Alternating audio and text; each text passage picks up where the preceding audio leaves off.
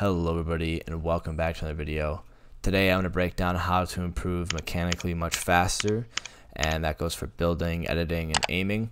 So I hope you all enjoyed the video and let me know what you think about it down in the comments.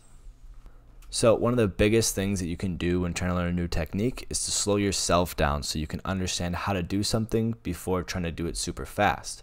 So one thing that I like to do is go into my settings and turn my sprint by default off. Now this just makes me walk around, so it's a lot easier to get builds down as you have more time to do placements and more precise edits. So one thing that I used this for was the double floor wall ramp, because this allows you more time to kind of move your mouse back and forth. Another that I used it for was learning to edit through the floor and the pyramid, as I had to place it down, so it was just kind of gave me more time to react. And then after you get it down, then you can turn it back on and then start to slowly work into getting it down at a faster pace. Another very important thing to understand is the different rhythms as well as quirks to each kind of build. Now one thing I see a lot with the double wall ramp floor is people will kind of fling their mouse around and they'll end up placing walls way out here, or they'll place like a wall in front of them. When once you get a really easy rhythm down, it's actually quite easy. Now as well as kind of like one of the quirks that I noticed when I was trying to learn the wall pyramid is if you get to like a certain angle with these pyramids, as you can hear,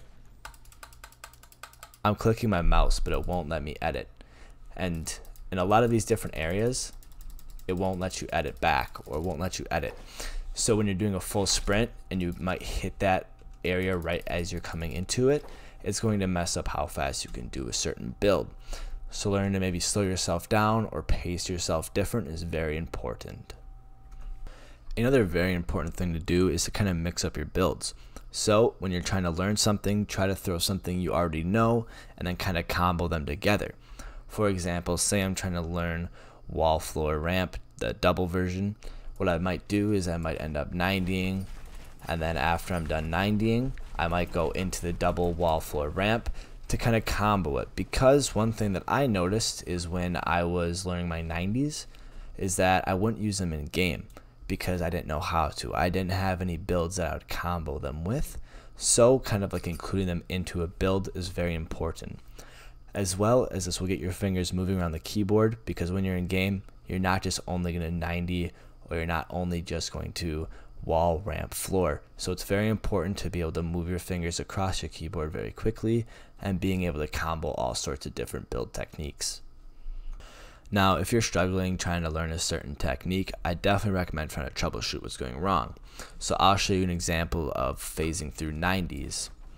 So basically what happens is after you 93 times, you end up getting jump fatigued and you'll end up phasing through your ramp. Now, if you are unsure about how that happens, you can always look on YouTube or online.